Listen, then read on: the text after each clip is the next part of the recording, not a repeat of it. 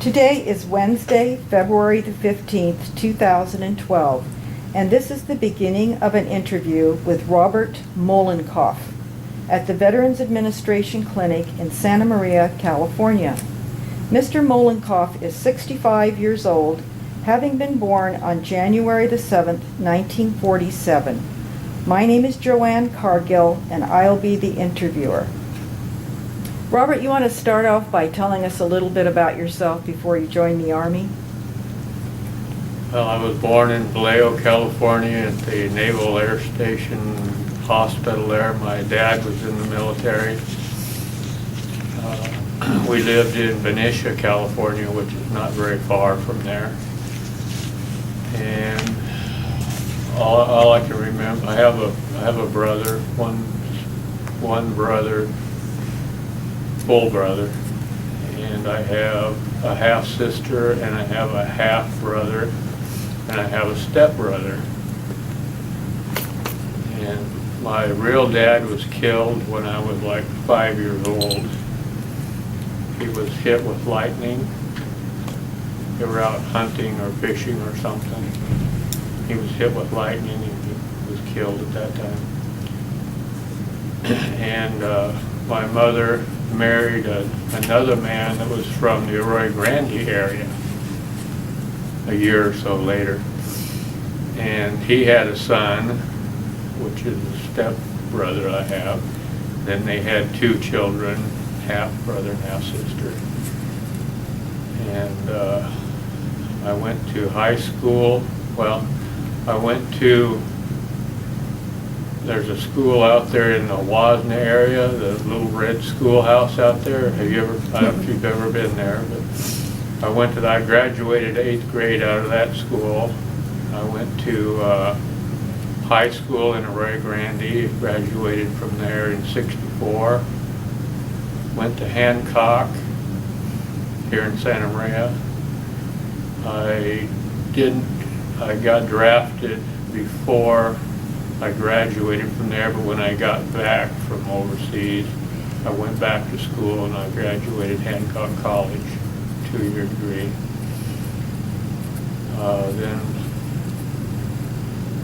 Then I met my wife, had a family picnic.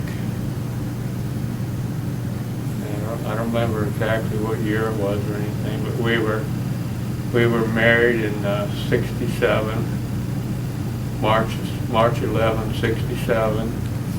Then I got drafted in June 19th of '67.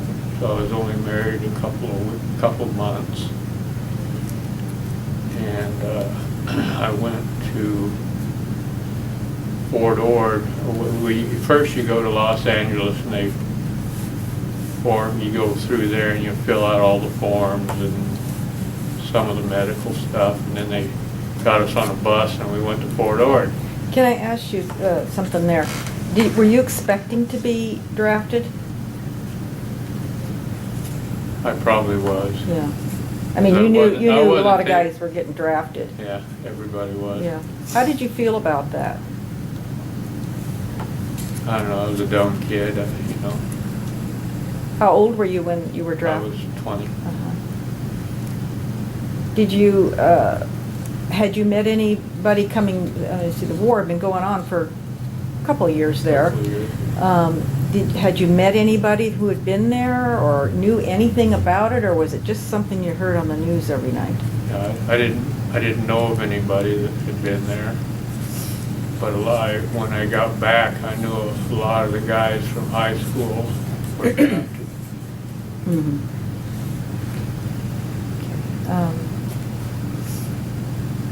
Was there any kind of animosity towards the war when you were at Hancock, or did you not even notice that? No, there wasn't. I didn't know if there was. I didn't know. Mm-hmm. So when you got married, you really didn't expect to be leaving 3 weeks later? No, 3 months later. Yeah. No, well, yeah. I don't know. I didn't think of that. You know that. Mm-hmm. I don't know. So you went to Fort Ord and for your basic training? No. Oh, I'm sorry. I went to Fort Ord and we was there for they call it reception station, and you're there. To this day, I still believe they forgot about it. They didn't know we were there because we were all in this barracks, and all of a sudden 2 officers come up to the front door, and they're going to unlock the door and come in and look around and do what I don't know what they were going to do. But anyway, they looked, they just kind of went back and, what are you guys doing in here? Kind of situation, you know. Oh. They opened the, who are you guys or what? I think they forgot about it. I don't know, there was something weird there. And then they, the next thing we know, they loaded us on a plane and we were headed for Kentucky, Fort Campbell. So you didn't have a choice about what service you went into? You were just drafted into the Army? And you were loaded on a bus and went to Fort Campbell? Is that what you said? Not a plane. A plane. We went to Fort Campbell, and that's what basic training took about 8 weeks. And then, So what was that like for you? Were you prepared for it? Was it easy, hard? it really wasn't that hard. I was one of the, I don't know, better ones, I guess you could call it. I'm 83 right out of there. So most everybody didn't. So I must have had pretty good scores on things. And you go out on your bivouacs and shooting ranges and things like that. And a lot of physical training. Did you know anybody in your group when you went there, or? Yeah, I did. There was a guy named Steve Metz. He was from, I went to high school with him, but I haven't seen him since. He lived in Pismo Beach when he was going to school. I don't believe there was anybody else I knew there. Did you make a friend there? Oh, yeah. Or most of the guys from California? That area? There was quite a few, but there were others I remember some guys from Indiana and places like that. One guy was the track star at his school, so he had no problem in the running part of his PT training. And, there were guys from quite a bit from everywhere. So that was for 8 weeks, you say? About 8 weeks, yeah. And then did you have any advanced training after that?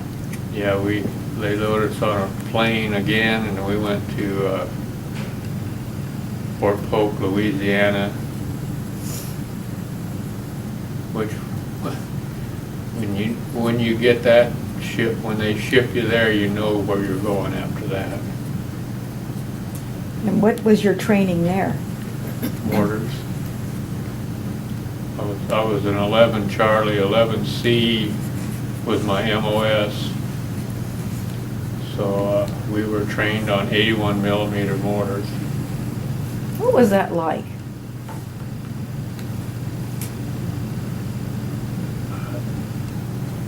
That's the job that's what you were gonna do, so you learned. I mean, you'd never fired anything like this before. No, I've never seen one. So, No. so what was it like to, of course, you probably had some kind of classroom training, and then they take you out there, and so explain that to us, please.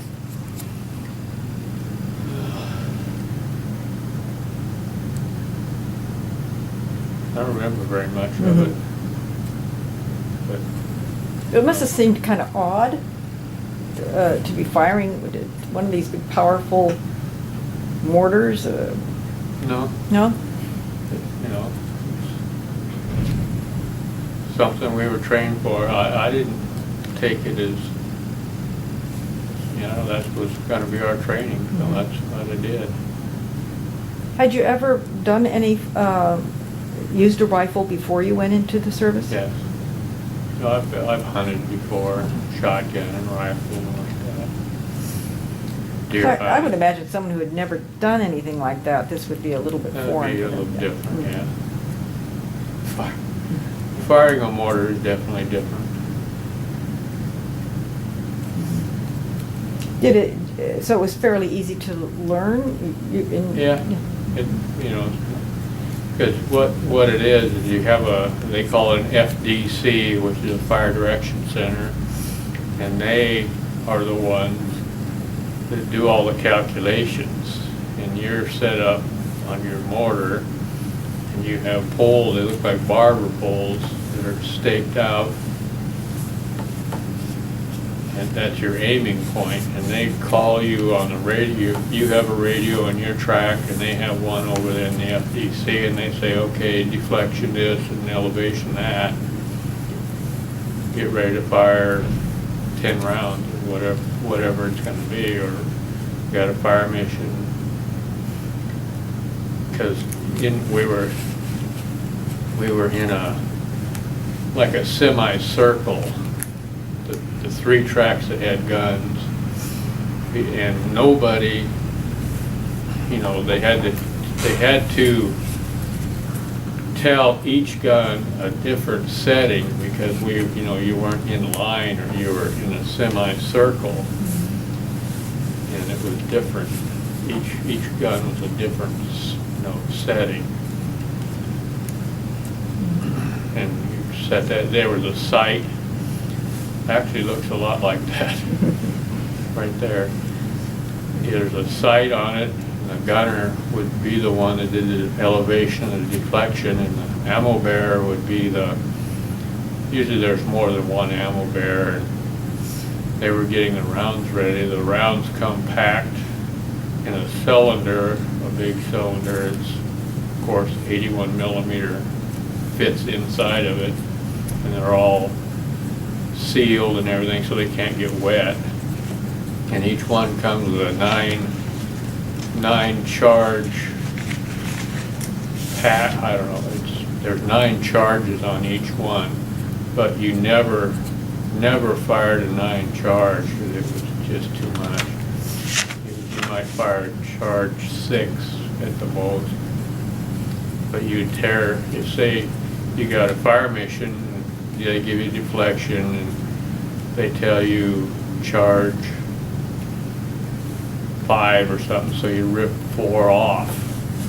They were in little bags. You'd rip 4 of these bags off so that you had to charge 5 and start dropping them down the tube. And so how long was that training? At Fort Polk was 8 weeks also. Now, you went in June, right? So you're there in Kentucky and Louisiana in the summertime. Yeah. And here you are, a California boy. What was that like? It was, when we got off the plane at Campbell, the plane's air conditioned and all this stuff, okay, you're heading for the door. Boom. You hit the door, and, there's a lot of humidity there. Yeah, it was, I don't know if it was hot, but it was really humid. And it rained a few times while we was there. It rained hard. And I was pretty physically fit. And we'd go out on, I remember the long, we went on a long bivouac. We marched out. I don't know how far it was. I'll say it was 15 miles maybe. It was quite a ways. A lot of the guys didn't make it. I made it. A lot of them couldn't make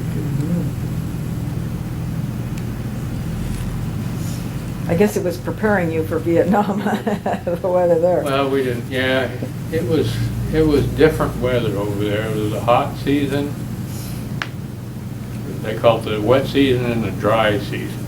And the dry season, it was just the roads were powder, just like flour, just dust, powder, poof, everywhere. In the wet season, it was raining. It was wet.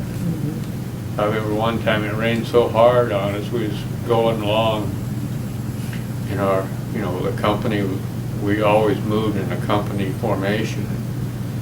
It rained so hard that we had to throw something over you, and it was stinging the heck out of us. It was almost like a bee sting. It was that hard. So after your mortar training, then did you go to Vietnam or where? Yeah. Yeah. Now,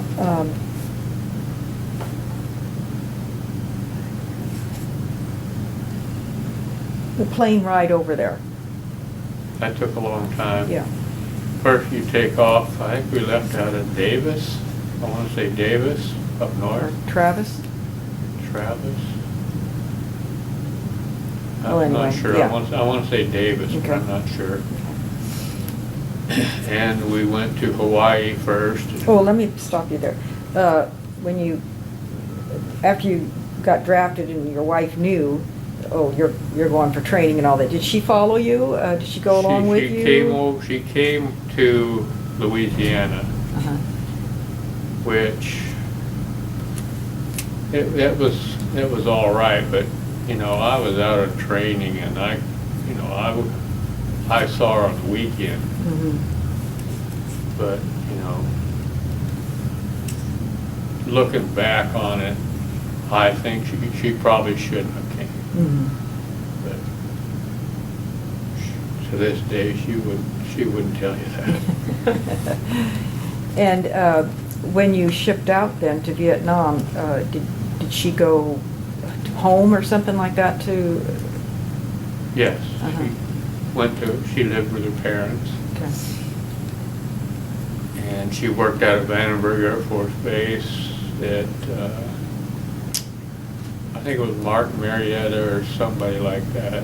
She worked there for the whole time Mhm, that I was mhm, gone. mhm. So Then she when lived I- in Santa Maria, and Pardon? she lived in Santa Maria or Lompoc? Santa Maria.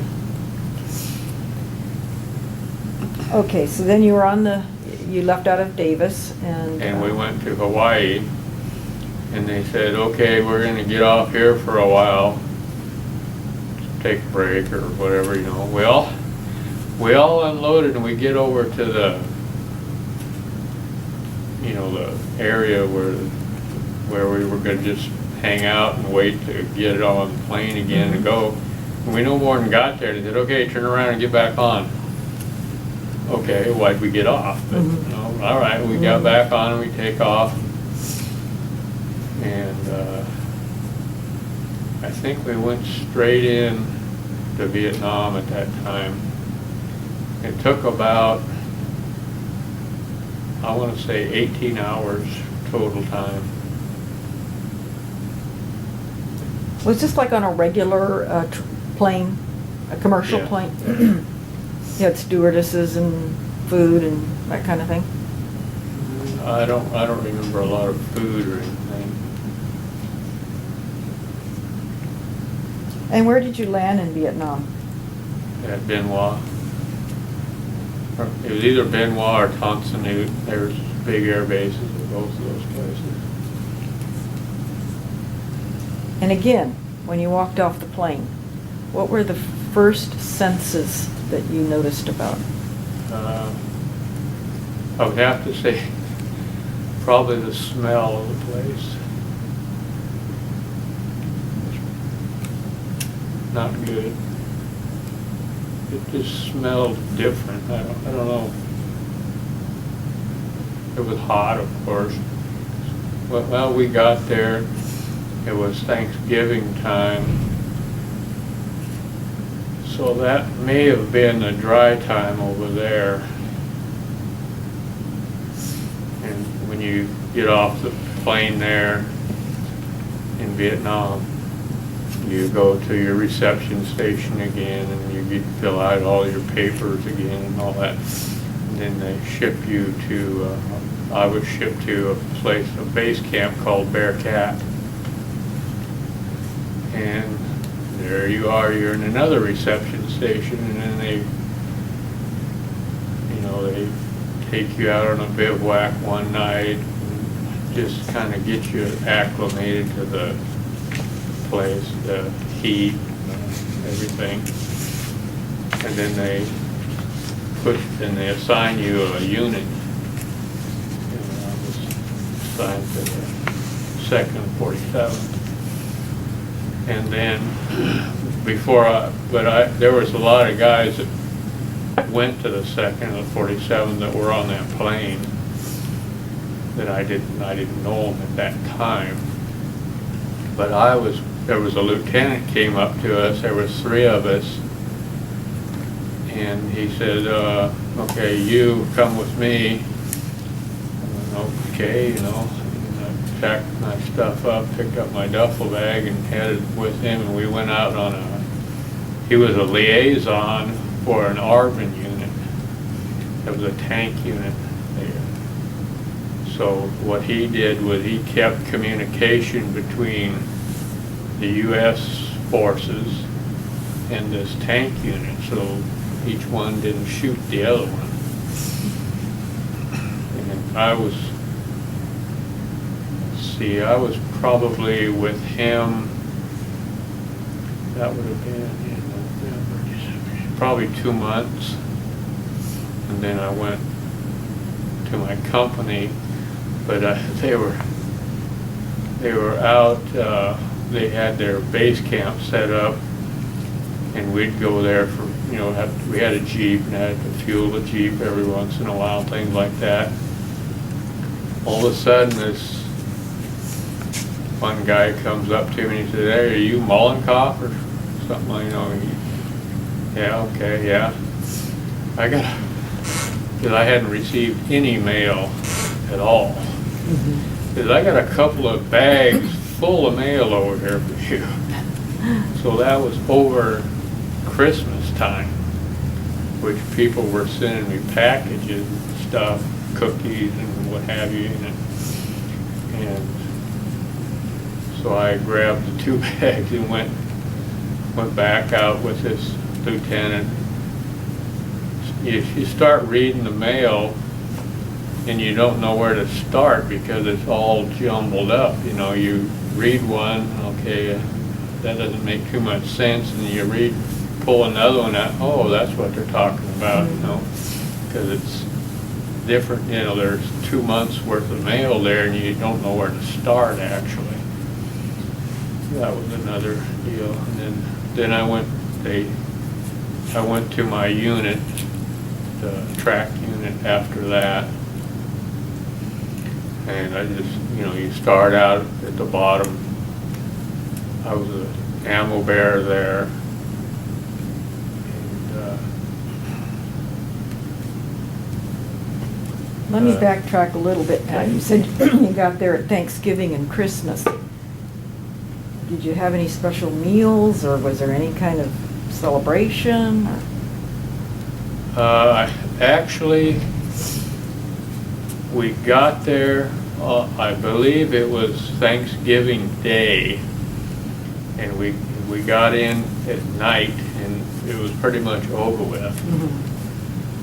So we missed Thanksgiving, and I don't remember, I was out with this lieutenant in liaison in December, and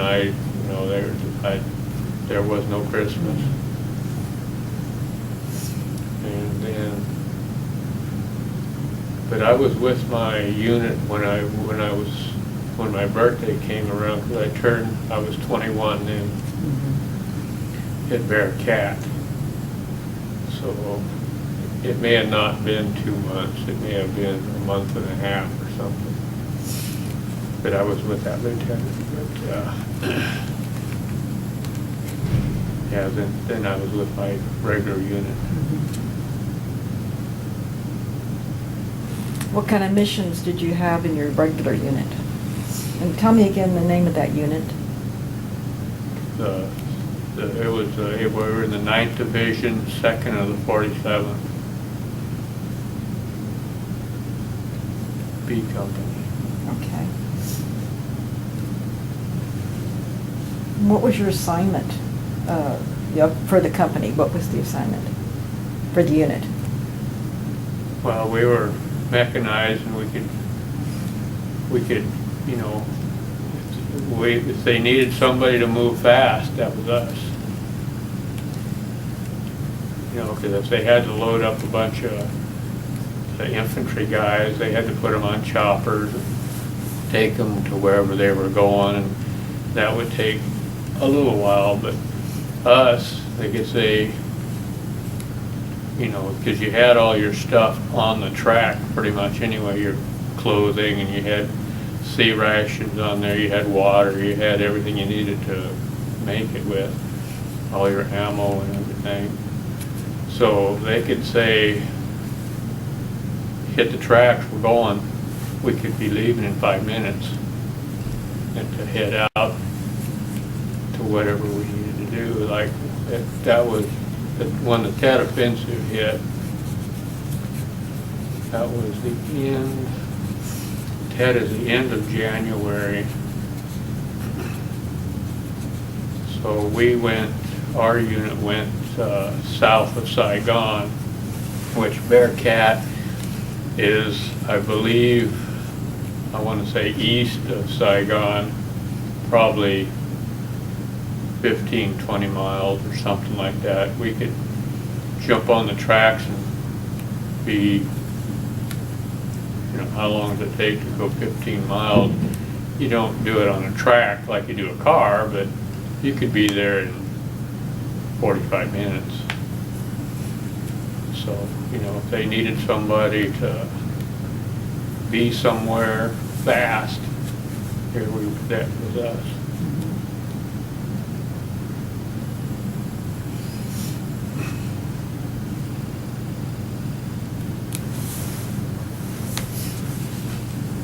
How did your parents feel about you being drafted and going in? Were they frightened for you? I'm not really sure, you know. I'm sure they were concerned. Oh, yeah. Uh-huh.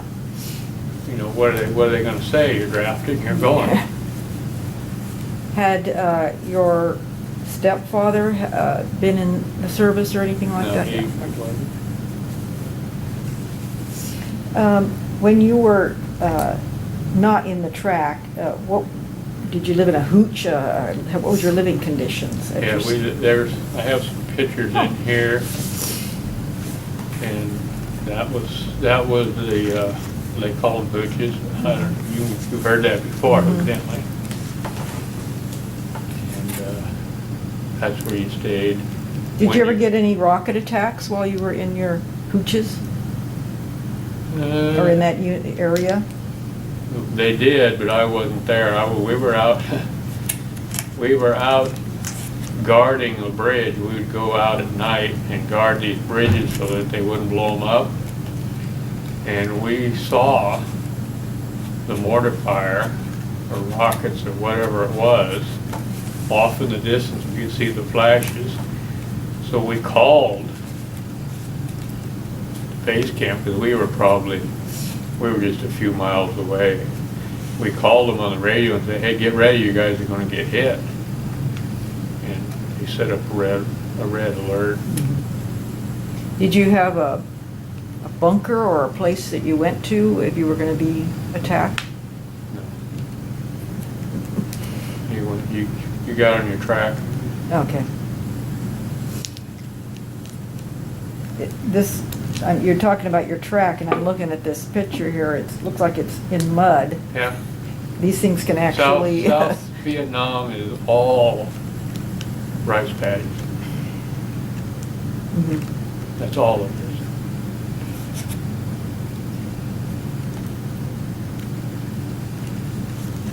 That was,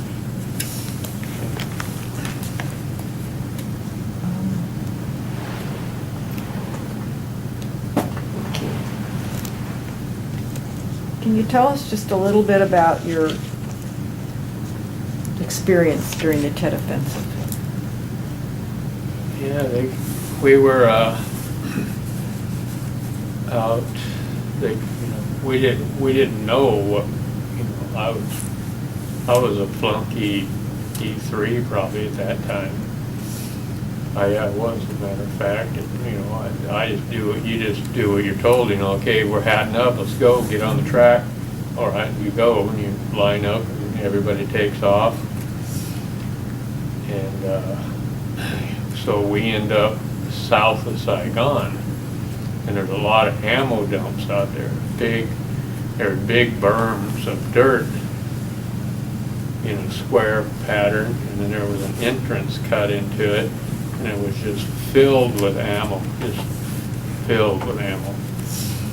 And I remember we were trying to make sure they didn't get in there and blow it up or anything, but they did blow one of them up. And we were probably, I want to say, a quarter of a mile away from it when it went off. And I remember it knocked one guy off the top of the track. He was standing up. He fell off the side of it, the blast. And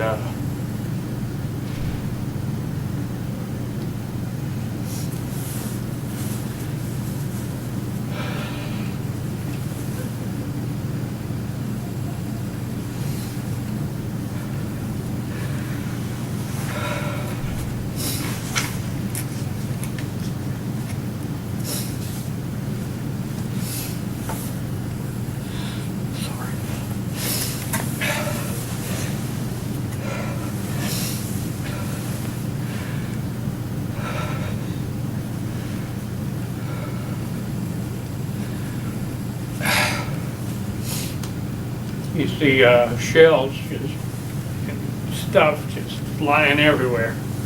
You just look up, you see a whole 155 round going out that way, and a whole bunch of just stuff flying everywhere. And all of a sudden, you know, about a minute later, tinkle, tinkle, tinkle, tinkle. Stuff's falling down on you. And all of a sudden, tinkle, tinkle, you know, it's stuff the size of your ring or something. It's something small, and all of a sudden it's something the size of that box right there. And all of a sudden it's the size of a full round of ammunition falling down, and then it stops after that.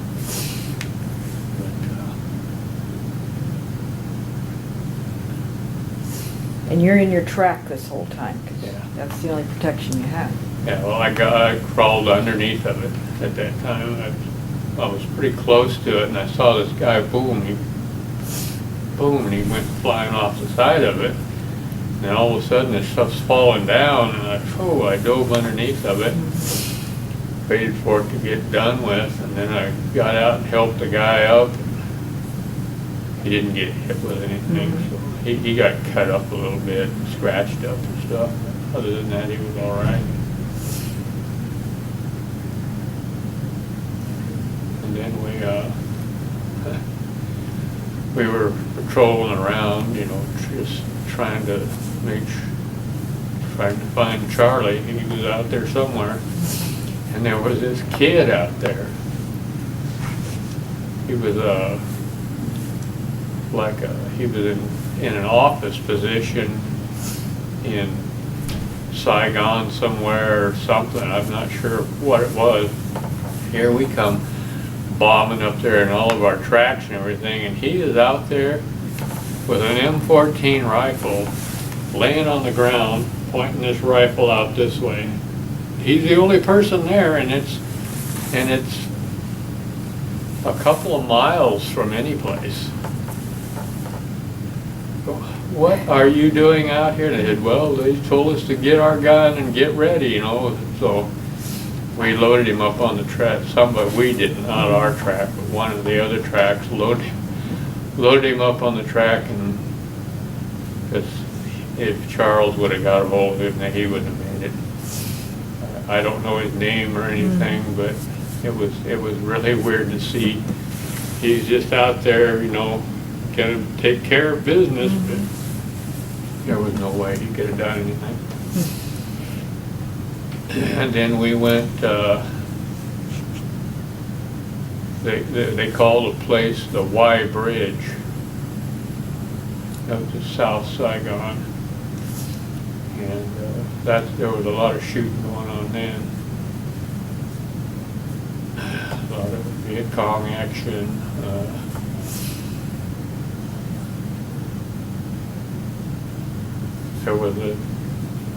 We were next to this river. There was a pretty good sized river flowing beside. We were on this road going beside this river. We were receiving fire from behind us with what would have been that river. And all these boats started coming down river, but you couldn't see anybody on it steering them or anything. They just cut them loose and let them go, I guess. And we were receiving fire from somewhere over there, so a lot of these boats had these big, I'll call it a pot of some, they were big urn-looking things. They were probably 4 or 5 feet tall.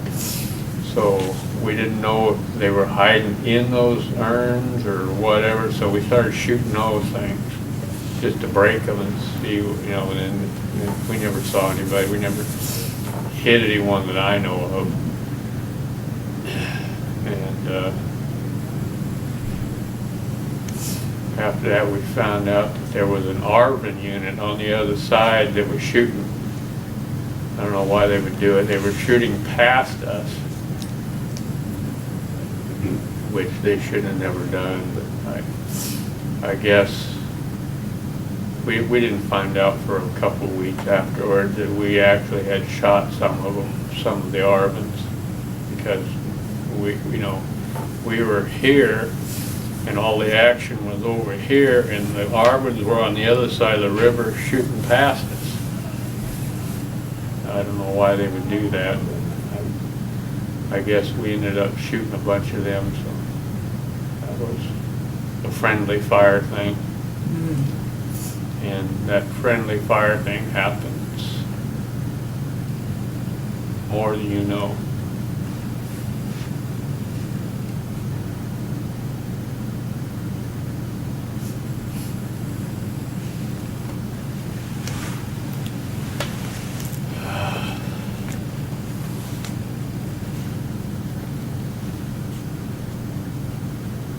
So that was, we were there. Tet Offensive, or in that area, the Y Bridge area. We were there for, I want to say a week and a half or so. Then we moved back to our base camp at Bearcat after that. And then we got ready. We'd go out and guard. There'd be gun positions, big 8-inch guns and 155s and 105 set up. We'd provide security for them. And there was always trying to, the Viet Cong was always trying to blow up their ammo dumps. So they would shoot, I don't know how they did it, but they would try to shoot what we called a satchel charge, which was like a 25-pound block of TNT, and they'd try to shoot it into the interior and hit the ammo dump for these big guns so they could have a secondary explosion. Well, they never did do it that I saw. But a lot of the times their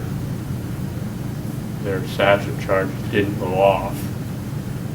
And it just looked like a big block of cheese or something. It was pretty good sized block. If it ever hit an ammo dump, it would definitely terrorize it. And we got mortared a few times. We got RPG'd once. Our unit did. It it hit pretty close to our track. It threw mud all over us, all over me. And I don't know why maybe he was on something, I don't know. He shot his RPG, it was probably 100 yards or more, which that would have been a hard shot to make.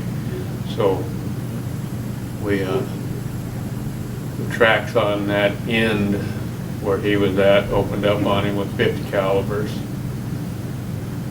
I don't know that we ever got him. That must be a very harrowing experience to be even that close to an RPG. Oh, yeah. They're pretty nasty, all right. Were you frightened? I don't remember being frightened. You just, you're trained. You're over there, and you follow what the other guys do. They know. And you just come up through the ranks, and pretty soon you're the lead guy, and that's the way it is. Do you get pretty tight with your crew? Yeah. There was probably like 4 of us that came back at the same time. And I'm in contact with one of the guys yet, Frank White. He lives in Georgia.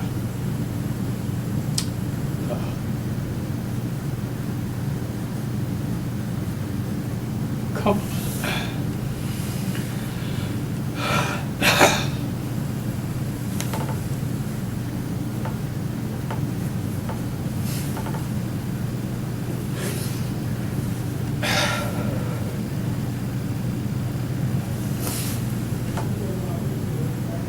Couple of the other guys passed on already.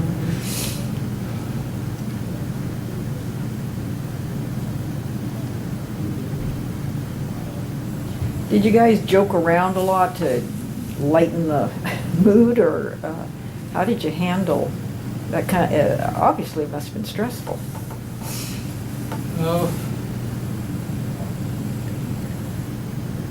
We were out in the field a lot, so we were back at Bearcat. You go back into base camp for maybe a week.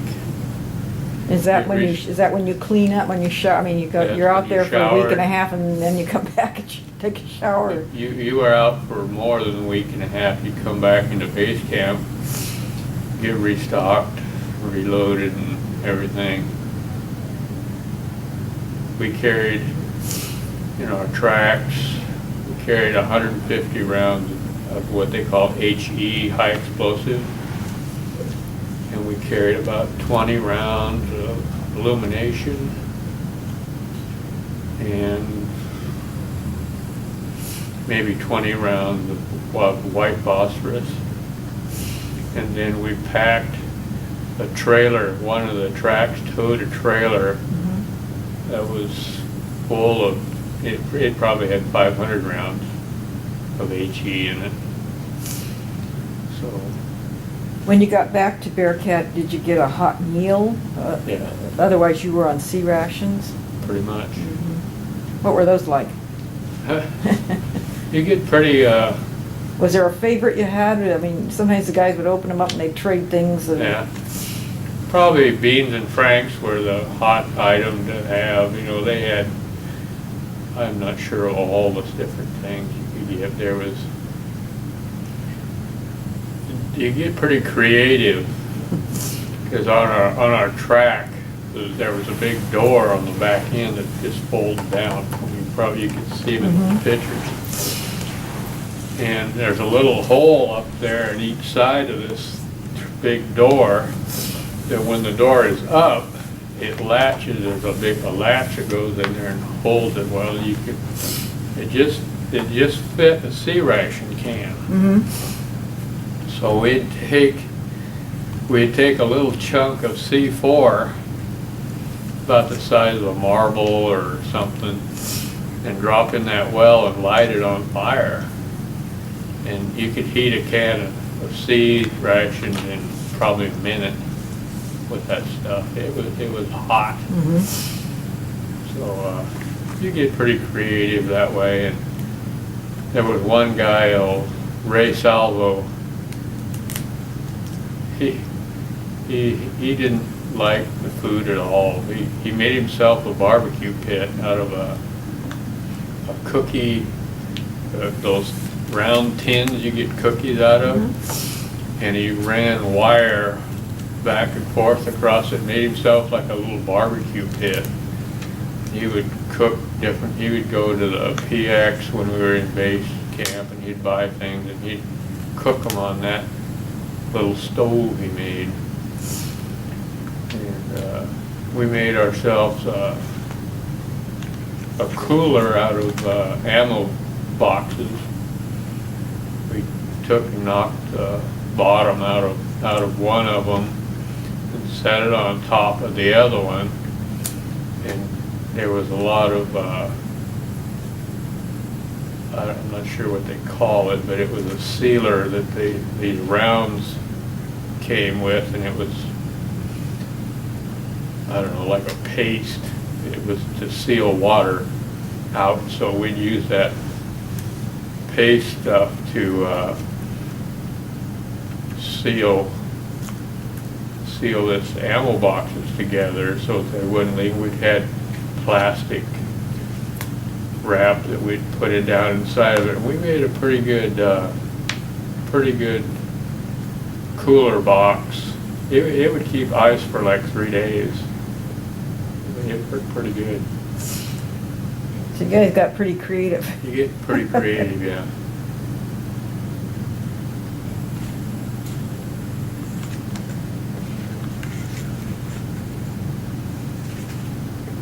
Then you went back out again, or you just? Yeah, then we got, I forget, how long did the Tet Offensive go on? pardon? I forgot, how long did the Tet Offensive go on? I want to say maybe 10, 12 days, something like that, is what I remember. That's about what I remember. So then when we got back from that, we were in a few other minor missions and stuff, and then we got orders to, we were going to change base camps to a camp they called Ben Fook, which was further down in the Delta. It was way down in the Delta. So we had to get our tracks. The company commander said, okay, I want these tracks to maintain 45 miles an hour. Well, okay, we'll try it. Is that pretty fast? Yeah, for a track. But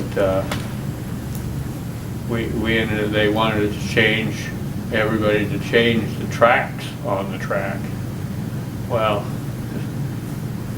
there was all these guys, they lived in the city. They knew how to change a tire on their car. They didn't know how to change tracks on it. Well, I was raised on a farm. So we had You hadn't learned that back in the States? That was just... No. Oh. I had never, I rode in a track in probably basic training or something. They run you down the hill and back up around, and that was it. I didn't know I was going to be in a mechanized unit when I got there until they say, okay, go there, that's where you're going.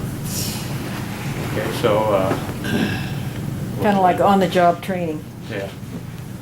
So we were, our guys, there was probably 5 or 6 guys in our squad, and I knew how to change. We jacked the track up. They had special jacks for it and everything. They had you unbolt they had long bolts that go through the tracks, because the tracks are, say, that wide. These long bolts, well, you take one out, and then it falls apart. And then on the front end, there's a big sprocket. And you could get a guy inside the track to run the track and have him, you know, okay, going forward or reverse, whichever direction you want to go. And the sprockets would pull the track. You could pull the track off with it, and then you get the new track you're going to run, you put it on there underneath of everything, and you hook it up onto this sprocket and run it around, because there's all these little things that hold the track up along the way, and you just run it, you just tell them to go, and just this sprocket, and you just pull it right around, and then you put your bolt back in. Well, these other guys had no idea what to do, so they said, go get Mollenkopf, he knows how to do it. Okay. So I ended up, I didn't change all of them, but I helped a lot of the guys. Okay, take the bolt out, do this, do that. And so, yeah, I learned that on the farm, how to work on tractors and stuff.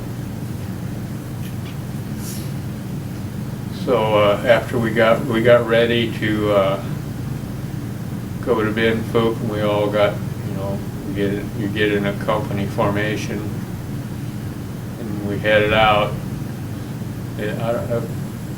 It took pretty much the whole day to get there, as I remember.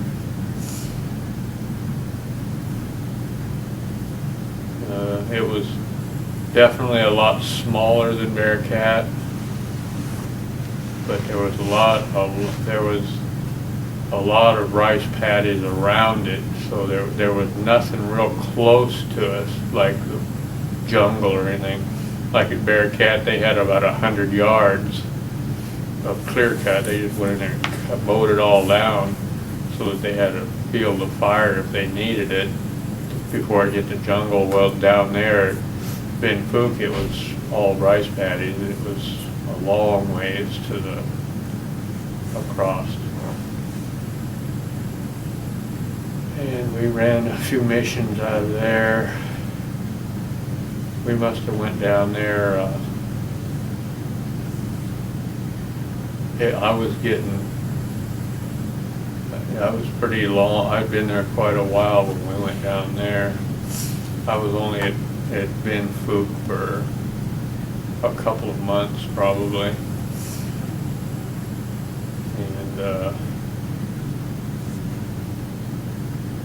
And then we went out on a few missions. There's a picture in there of us getting ready to go out.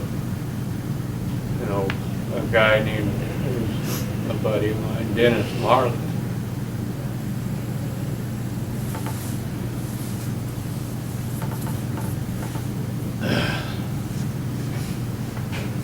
And we were buddied up pretty good. We went out on this mission, and the whole company went out, as a matter of fact. You know, not on our track, we were marching through the paddies and everything. And we set up our night position. There was this old farmer guy out there, and he had his hooch there. You know, he had no electricity, and he was out in the middle of nowhere, just nowhere. And he had his little corral built there, and he had his water buffalo in there that he used to arm his rice paddies with. Well, these water buffalo did not like us being there. They were snorting and going nuts all night long. So we set up our position around this guy's farmhouse kind of thing, whatever you want to call it, hooch. It was nothing but a mud hut with a thatched roof on it. The guy, you know, they had no electricity, they had no plumbing, they had nothing except what they grew. So then after, we didn't have any contact on that mission at all. We went back in, and I don't remember very much contact after that. And there was I want to say 4 or 5 of us guys that we knew. And we went to, where did we go? Someplace in the Delta down there, big base camp. You start your processing out there, then they transfer you up to Benoit, Ponsanute area where you came in at, and you get yourself, you do more paperwork there, get yourself ready to go, and then they always fly you out late at night so that if somebody was going to shoot at you, they had less capability of hitting you. So we would. So you didn't get any R&R? Yeah. I went on R. I should have thought of that. I went on R&R to Hawaii. Met the wife there. You were there for about, what, 5 days or so? On R&R? Mm-hmm. Yeah. Can you describe that? Can you just in one word say what that was like?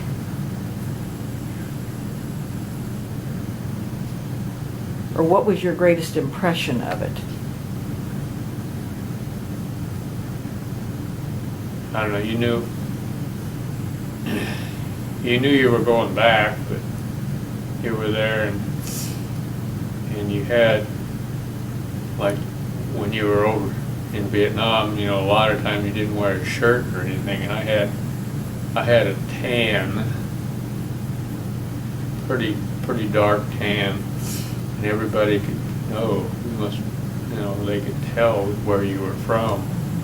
Oh, okay, because they could tell, and I don't know, it was.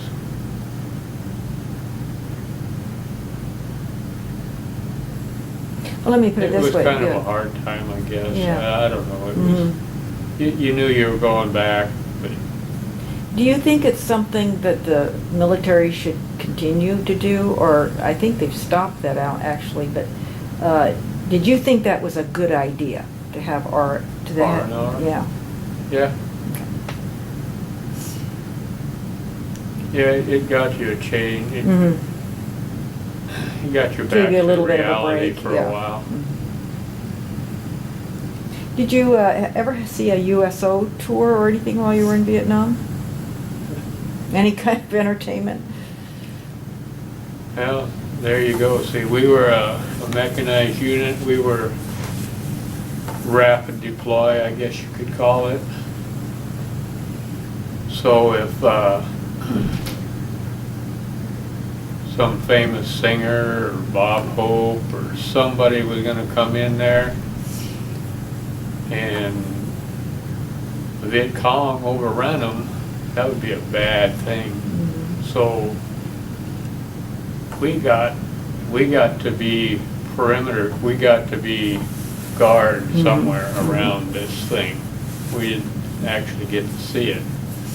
Well, I'll go ahead and say it, but probably the only people that see those things are the ones that are in the base camps. The other ones got to be out securing the place. Now I noticed in one of these pictures there was a picture of a monkey. Yeah. There were a few monkeys over there, and some guys, I don't know why, they picked them up, I guess, had monkeys. As a pet or something? Yeah, and then there was a few dogs that I remember. We had a dog, one of the guys on not our track, but one of the other track, he had a dog. The guy's name was Hobbs. I'm not sure of his first name now. But anyway, we always called the dog Hobbsy. Hey, Hobbsy, come here and all. It was a pretty neat little dog. Did you ever have to be in a helicopter? Did you ever get transported that way, or? I was on what they call a Chinook, those twin rotor blade ones. I was on one of those. Not sure why. I went from, not sure why I was on it.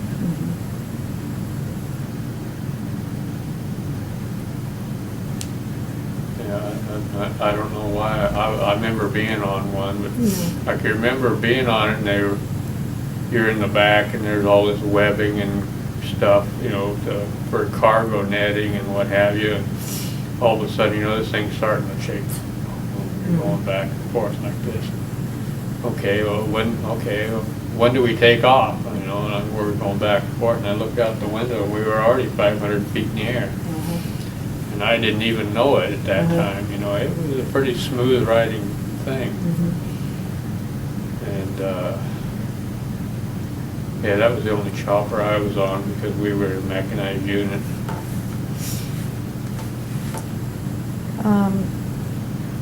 Just a couple more things that I want to cover before the end of this.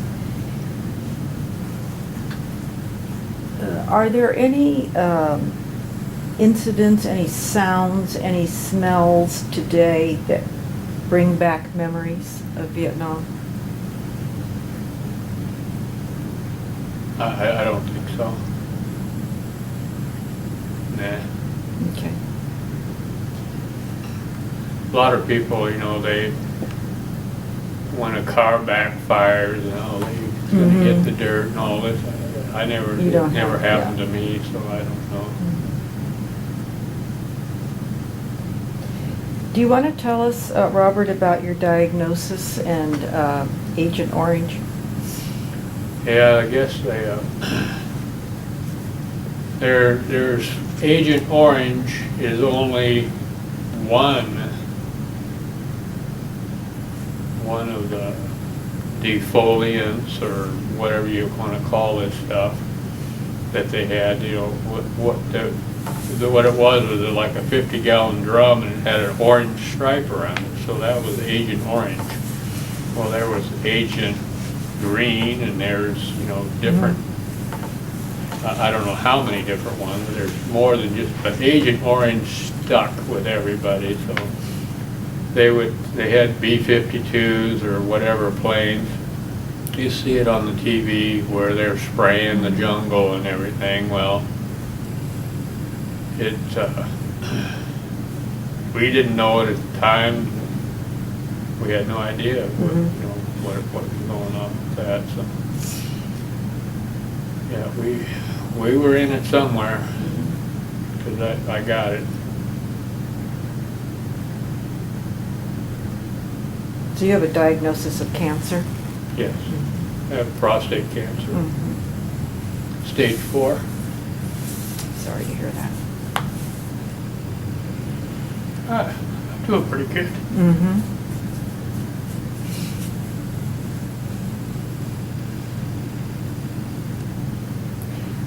When you came back and got out of the service, did you experience any kind of animosity from the civilian population? I didn't. You never got any of that? Okay. Yeah. We left, we got into Davis again. It was late at night. They run us through, you know, they said, okay, get on the buses, you're heading to Oakland. We get to Oakland, and they give you your dress greens and everything, and you head out and go to the airport, get on the plane and go home for a month. I never saw any protesters or whatever you want to call them. I didn't see any of that. Did you have any trouble adjusting to civilian life? No, I didn't. Did you go back to school, or? Yeah, went back to Hancock, went on the GI Bill, got my degree, 2-year degree out of Hancock. I started working at Merle's Auto Parts. When was it? It must have been in '69, because I was out in June of '69, so a month or two later I started working at Merle's. And then a couple of guys decided to start their own business, and they started Cal Maria, they called it, which did a lot of business with the oil fields around here when there was oil fields here. So they hired me, and I worked there for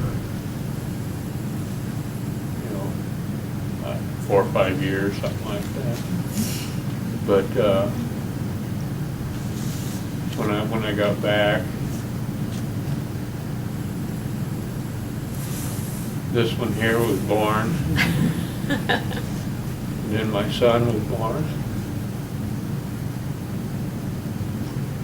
Do you belong to any veteran organizations?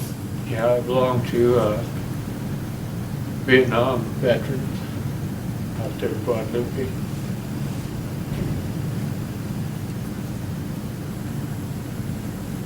Do you,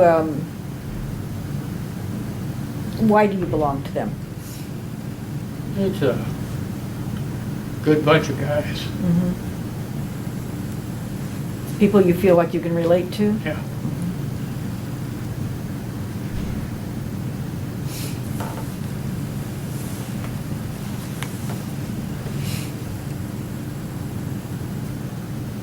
Get a lot of support from each other? You do. You can talk to each other because they know.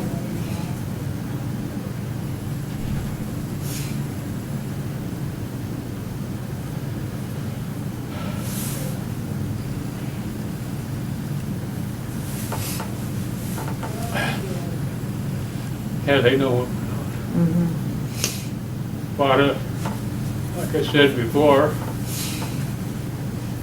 a lot of the casualties were friendly fire. We counted up one time when we were overseas, and we figured at least 50%. That's pretty good. Yeah. Is it just the confusion of war, or is it incompetence? What do you think?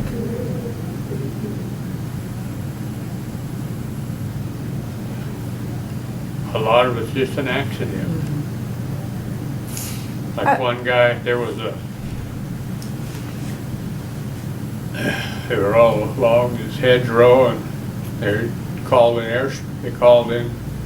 a gun, some 105s and 155s to shoot in there because there was contact in there. Okay, they ended up, they said, okay, button up, it's coming in. So they got in their tracks, closed all the hatches and everything. And then they called it all clear. Some of the guys started coming out.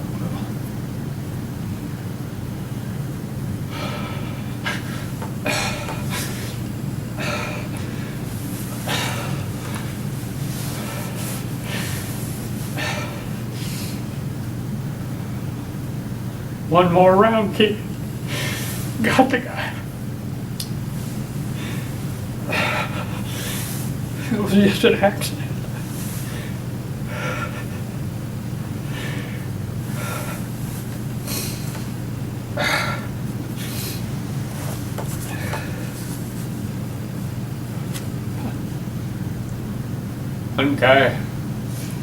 One guy was shot in a food line. He'd line up to go to the chow line. Somebody was messing with a gun or something and off. Shot him right to the side. They dusted him off. I don't know whatever happened to him. Just a dumb accident. I remember one time, because over there it's dark at night. There's no, like around, there's no lighting out. It's like around town here, there's a residual light or whatever you want to call it. Over there it is black. Mm-hmm. Right there is all as far as you can see. Well, this new guy was was in this, it wasn't in our platoon, it was in one of the other guys, in the Bravo platoon, in the 11B guys. And they got a call to head down the road, they had to go somewhere. I don't know the whole story on it. But this one track wouldn't start. So they pulled up next to him with another track and put a jumper cable over to start him up. Well, in doing so, they ran over this kid.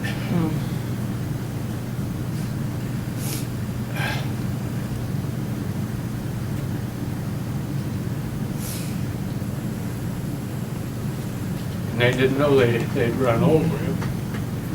And they started, one guy, there was something popping.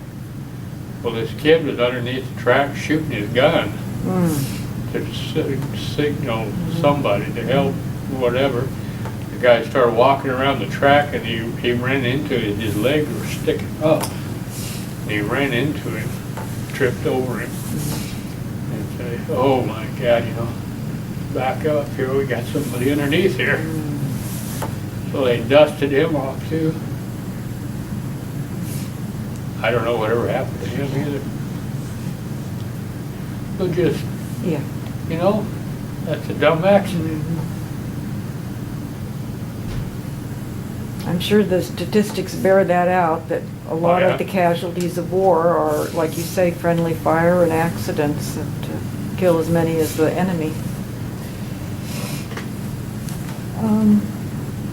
We only have a couple more minutes. Right. And I just kind of want to know some of your thoughts about the guys now over in Iraq and Afghanistan. How do you feel about that? Well, 9/11, they ran into the buildings back there and tore them all down and everything. You don't want, we need to, if there's going to be fighting, that kind of stuff going on, it needs to be somewhere else than the United States. Freedom is not free.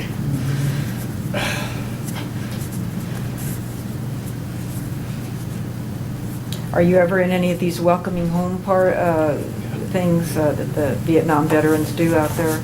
Yeah, that's I've great. One or two. I know you want to show them your support. Yeah. Well, Robert, I think we've run out of time, but I want to thank you very much for your service to our country and for this interview, if you've been willing to give us. Thank you. Thank you.